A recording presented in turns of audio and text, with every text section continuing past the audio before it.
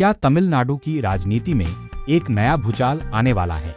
जिस नेता को बीजेपी का दक्षिण भारत का सबसे बड़ा चेहरा माना जाता था, वही नेता अचानक बीजेपी से अलग क्यों हो गया?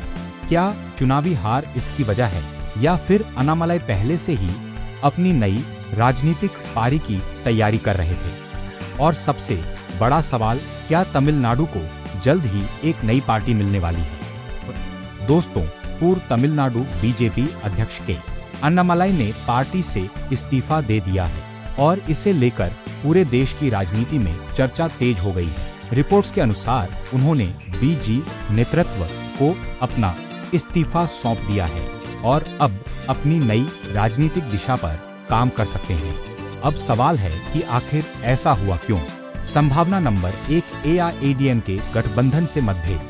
कई रिपोर्ट्स के मुताबिक अन्नामलाई लंबे समय से बीजेपी और एआईएडीएमके गठबंधन को लेकर असहमत थे। वे तमिलनाडु में बीजेपी को स्वतंत्र ताकत के रूप में खड़ा करना चाहते थे, जबकि केंद्रीय नेतृत्व गठबंधन की राजनीति को प्राथमिकता दे रहा था। संभावना नंबर 2, पार्टी में साइडलाइन होने का एहसास।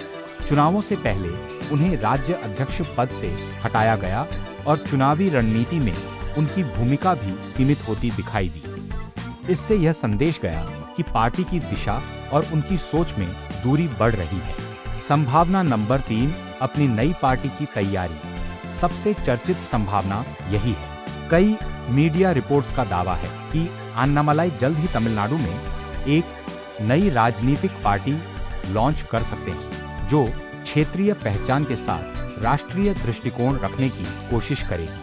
संभावना नंबर 4, चुनावी नतीजों का असर। कुछ राजनीतिक विश्लेषकों का मानना है कि हालिया चुनावी घटनाओं और बीजेपी की रणनीति को लेकर असंतोष ने भी इस फैसले को प्रभावित किया होगा। हालांकि अन्नामलाई ने सार्वजनिक रूप से चुनावी हार को इस्तीफे का मुख्य कारण नहीं बताया है। एंडिंग, अगर अन्नामलाई सच में अपनी नई पार्टी बनाते हैं तो यह सिर्फ बीजेपी के लिए नहीं, बल्कि तमिलनाडु की पूरी राजनीति के लिए गेम चेंजर साबित हो सकता है।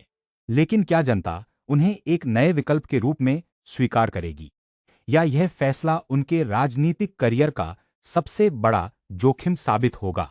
आपका क्या मानना है? अन्नामलाई ने सही फैसला लिया या बीजेपी छोड़ना एक बड़ी गलती है? कमेंट में जरूर बताइए।